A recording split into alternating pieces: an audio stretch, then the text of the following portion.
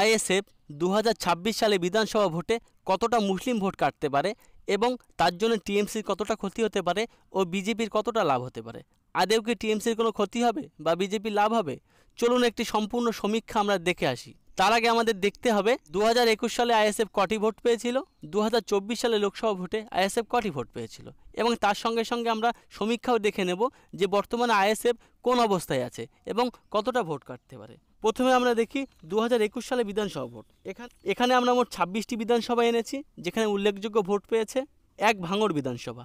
এই ভাঙড় বিধানসভা থেকে প্রার্থী হয়েছিলেন নওশাদ সিদ্দিকী এবং এই ভাঙড় বিধানসভা জয়ী হয়েছিল। এখানে ভোট পেয়েছিল 1,09,237টি। মোট ভোটের 45.01%। পাঁচলা বিধানসভা, এই পাঁচলা বিধানসভা থেকে মোহাম্মদ জুয়েল ভোটে দাঁড়িয়েছিলেন, ভোট পেয়েছিলেন 68,510টি। মোট ভোটের 38.53%। এবং এখানে আইএসএফ দ্বিতীয় স্থান হয়েছিল। দেগঙ্গা বিধানসভা, এই দেগঙ্গা বিধানসভা থেকে করিম আলী তিনি ভোটে দাঁড়িয়েছিলেন, ভোট পেয়েছিলেন 67,568টি। মোট ভোটের 31.52%। ক্যানিং পূর্ব বিধানসভা, এই ক্যানিং পূর্ব বিধানসভা থেকে গাজী শাহাবুদ্দিন তিনি ভোটে দাঁড়িয়েছিলেন, ভোট পেয়েছিলেন 69,294টি। মোট ভোটের 29.77%। পরের বিধানসভা আমডাঙ্গা বিধানসভা। আমডাঙ্গা বিধানসভা থেকে জামাল উদ্দিন তিনি ভোটে দাঁড়িয়েছিলেন এবং ভোট পেয়েছিলেন 50,905টি। মোট ভোটের 24%। হাড়োয়া বিধানসভা, হাড়োয়া বিধানসভা থেকে কুতুবুদ্দিন ফাতেহি তিনি ভোটে দাঁড়িয়েছিলেন এবং 49,000-এর বেশি ভোট পেয়েছিল। মোট ভোটের 21%। এবং এখানে 2024 সালে উপনির্বাচন হয় এবং এখান থেকে পিয়ারুল ইসলাম ভোটে দাঁড়ায়, তিনি ভোট পেয়েছিলেন 25,684টি। মোট ভোটের 12%। মধ্যমগ্রাম বিধানসভা, এই মধ্যমগ্রাম বিধানসভা থেকে বিশ্বজিৎ মাইতি তিনি ভোটে দাঁড়িয়েছিলেন, মোট ভোট পেয়েছিলেন 46,748টি। মোট ভোটের 21%। অশোকনগর বিধানসভা, এখান থেকে তাপস চ্যাটার্জি তিনি ভোটে দাঁড়িয়েছিলেন, ভোট পেয়েছিলেন 45,995টি। মোট ভোটের 21.15%। বসিরহাট উত্তর বিধানসভা, এখান থেকে বাইজিত আমিন তিনি ভোটে দাঁড়িয়েছিলেন, মোট ভোট পেয়েছিলেন 47,865টি। মোট ভোটের 20.08%। মগরাহাট বিধানসভা, মগরাহাট বিধানসভা থেকে মইদুল ইসলাম ভোটে দাঁড়িয়েছিলেন, ভোট পেয়েছেন 40,685টি। মোট ভোটের 21%। কুলপি বিধানসভা, সিরাজউদ্দিন গাজী ভোটে দাঁড়িয়েছিলেন, মোট ভোট পেয়েছিলেন 29,961টি। মোট ভোটের 15.5%। মন্দিরবাজার বিধানসভা, এখান থেকে সঞ্জয় সরকার তিনি ভোটে দাঁড়িয়েছিলেন, ভোট পেয়েছিলেন 25,397টি। মোট ভোটের 12.73%। জগৎবল্লভপুর বিধানসভা, এখান থেকে শেখ সাবির আহমেদ ভোটে দাঁড়িয়েছিলেন, তিনি ভোট পেয়েছিলেন 25,362টি। উলুবেড়িয়া বিধানসভা, এখানে সাবির উদ্দিন মোল্লা তিনি ভোটে দাঁড়িয়েছিলেন, মোট ভোট পেয়েছিলেন 21,339টি। জঙ্গিপাড়া বিধানসভা, এখান থেকে শেখ মঈনুদ্দিন ভোটে দাঁড়িয়েছিলেন, তিনি ভোট পেয়েছিলেন 17,756টি। মোট ভোটের 8%। হরিপাল বিধানসভা, এখান থেকে শিমুল সোরেন ভোটে দাঁড়িয়েছিলেন, তিনি ভোট পেয়েছিলেন 15,795টি। মহিষাদল বিধানসভা, এখান থেকে বিক্রম চ্যাটার্জি তিনি ভোটে দাঁড়িয়েছিলেন, মোট ভোট পেয়েছিলেন 13,796টি। মোট ভোটের 6.29%। সন্দেশখালী বিধানসভা, এখান থেকে বরুণ মাহাতো ভোটে দাঁড়িয়েছিলেন, ভোট পেয়েছিলেন 14,387টি। মোট ভোটের 9.9%। খানাকুল বিধানসভা, এখান থেকে ভোটে দাঁড়িয়েছিলেন ফয়জাল খান, ভোট পেয়েছিলেন 8,732টি। মোট ভোটের 6.29%। রায়পুর বিধানসভা, এখান থেকে মিলন মান্ডি ভোটে দাঁড়িয়েছিলেন, মোট ভোট পেয়েছিলেন 5,693টি। মোট ভোটের 3.39%। মেটিয়াবুরুজ বিধানসভা, এখান থেকে নুরুজ্জামান ভোটে দাঁড়িয়েছিলেন, ভোট পেয়েছিলেন 7,389টি। মোট ভোটের 4%। রানাঘাট উত্তর পূর্ব বিধানসভা, এখান থেকে দীনেশ বিশ্বাস ভোটে দাঁড়িয়েছিলেন, ভোট পেয়েছিলেন 5,204টি। এন্টালি বিধানসভা, এখান থেকে মোহাম্মদ ইকবাল ভোটে দাঁড়িয়েছিলেন, মোট ভোট পেয়েছিলেন 5,354টি। আসানসোল উত্তর বিধানসভা, এখান থেকে মোহাম্মদ মোস্তাকিন ভোটে দাঁড়িয়েছিলেন, মোট ভোট পেয়েছিলেন 4,471টি। কাশীনাথ পাল ভোটে দাঁড়িয়েছিলেন, মোট ভোট পেয়েছিলেন 5,562টি। মোট ভোটের 2.1%। চন্দ্রকোনা বিধানসভা, এখান থেকে গৌরাঙ্গ দাস ভোটে দাঁড়িয়েছিলেন, মোট ভোট পেয়েছিলেন 10,801টি। মোট ভোটের 4.3%। এবার চলুন আমরা দেখে আসি 2024 সালে লোকসভার ফলাফল, তারপর দেখব সমীক্ষা। মোট 9টি লোকসভা আসনে আইএসএফ প্রার্থী দিয়েছিল। মালদা উত্তর লোকসভা, এই মালদা উত্তর লোকসভার মধ্যে যে 7টি বিধানসভা পড়ে, 1 হাবিবপুর, 2 গাজল, 3 চাঁচল, 4 হরিশ্চন্দ্রপুর, 5 মালতীপুর, 6 রাতুয়া, 7 মালদা। এই 7টি বিধানসভার মধ্যে মোট পোস্টাল ভোট পেয়েছিল মাত্র 2টি এবং মোট ভোট পেয়েছিল 1090টি। এর মধ্যে সবচেয়ে বেশি ভোট পেয়েছিল হরিশ্চন্দ্রপুর, মোট 216টি এবং সবচেয়ে কম ভোট পেয়েছিল মালতীপুর, মোট 115টি। এরপর মুর্শিদাবাদ। এই মুর্শিদাবাদ থেকে হাবিব শেখ তিনি ভোটে দাঁড়িয়েছিলেন এবং এই মুর্শিদাবাদের মধ্যে যে 7টি বিধানসভা পড়ে 1 ভগবানগোলা, 2 রানীনগর, 3 মুর্শিদাবাদ, 4 হরিহরপাড়া, 5 ডোমকল, 6 জলঙ্গি, 7 করিমপুর। এই 7টি বিধানসভা মিলে মোট 11টি পোস্টাল ভোট পেয়েছিল এবং মোট ভোট পেয়েছিল 12,370টি।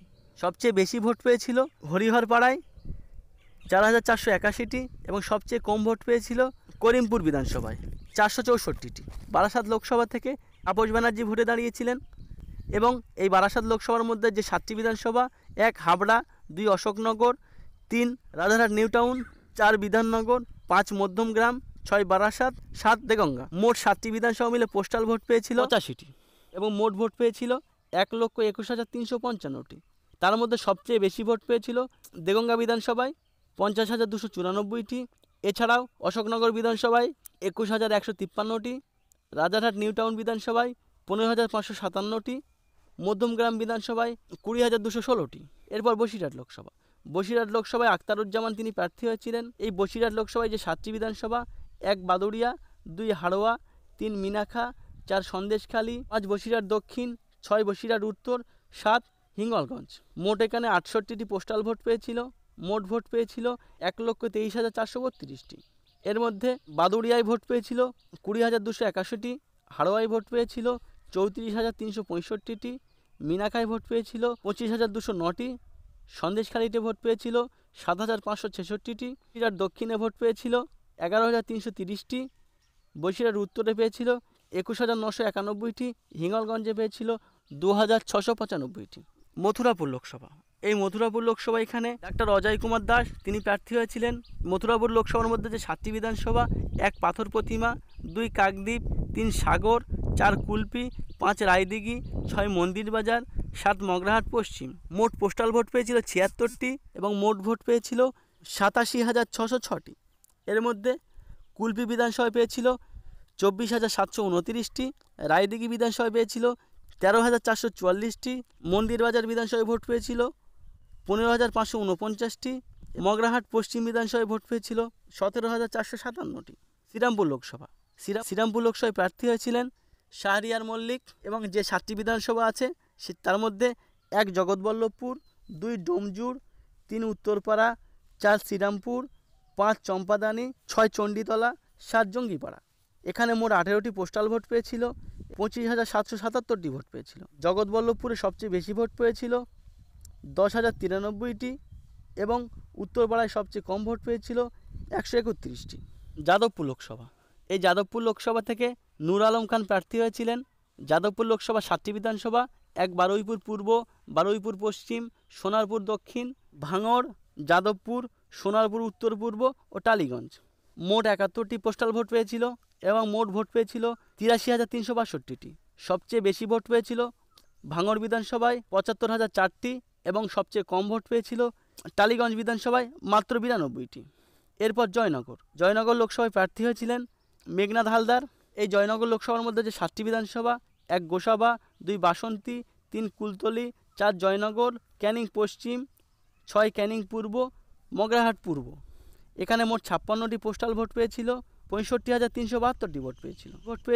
বাসন্তীতে 12,304টি ভোট পেয়েছিল, কুলতলিতে 9,306টি ভোট পেয়েছিল, ক্যানিং পশ্চিমে 14,867টি ভোট পেয়েছিল, ক্যানিং পূর্বে 17,516টি ভোট পেয়েছিল, মগরাহাট পূর্বে 3,116টি ভোট পেয়েছিল। ঝাড়গ্রাম লোকসভা থেকে অধ্যাপক বাপি সোরেন তিনি প্রার্থী হয়েছিলেন এবং এই ঝাড়গ্রাম লোকসভায় এখানে মোট পোস্টাল ভোট পড়েছিল 41টি, 5,895টি ভোট পেয়েছিল। সবচেয়ে বেশি ভোট পেয়েছিল গড়বেতায় 2,298টি এবং প্রত্যেকটি বিধানসভায় 1,000-এর চেয়ে কম ভোট পেয়েছিল। যদি আমরা সব হিসেবে দেখি 2021 সালে বিধানসভা থেকে 2024 সালে লোকসভায় আইএসএফের তুলনামূলক অনেক ফল খারাপ হয়েছিল। যেখানে মুসলিম ভোট একটু বেশি সেই বিধানসভাগুলিতে আইএসএফ একটু মজবুত। যদি আমরা সব মিলিয়ে দেখি তাহলে আইএসএফের জন্য বিজেপির কী সুবিধা হয়েছে? মুর্শিদাবাদে আইএসএফ একটু প্রভাব খাটিয়েছে, মুর্শিদাবাদে বিজেপির একটু সাহায্য হতে পারে। মালদায় এখানে আইএসএফ খুব একটা দাঁত ভিজাতে পারেনি। এখানে টিএমসির ফল খুব একটা ভালো হয়নি। ভাঙড় বিধানসভা এখানে আইএসএফ টিএমসি হাড্ডাহাড্ডি লড়াই হতে পারে। ভাঙড়, পাঁচলা, দেগঙ্গা, ক্যানিং পূর্ব, আমডাঙ্গা, হাড়োয়া, মধ্যমগ্রাম, অশোকনগর, বসিরহাট, মগরাহাট পশ্চিম, কুলপি, মন্দিরবাজার, জগৎবল্লভপুর, জঙ্গিপাড়া, হরিপাল, উলুবেড়িয়া, মহিষাদল, সন্দেশখালী, খানাকুল, এই কয়েকটি বিধানসভা এখানে আইএসএফের কিছু প্রভাব আছে। আইএসএফ যদি বেশি ভোট কাটতে পারে এর ভিতরে দু একটা বিধানসভায় বিজেপি সাহায্য হতে পারে, তাছাড়া বিজেপির খুব একটা সাহায্য হবে না। আমাদের ভিডিওটি দেখার জন্য অসংখ্য ধন্যবাদ। আপনার যদি কোনো মতামত থাকে অবশ্যই কমেন্টে জানাতে পারেন।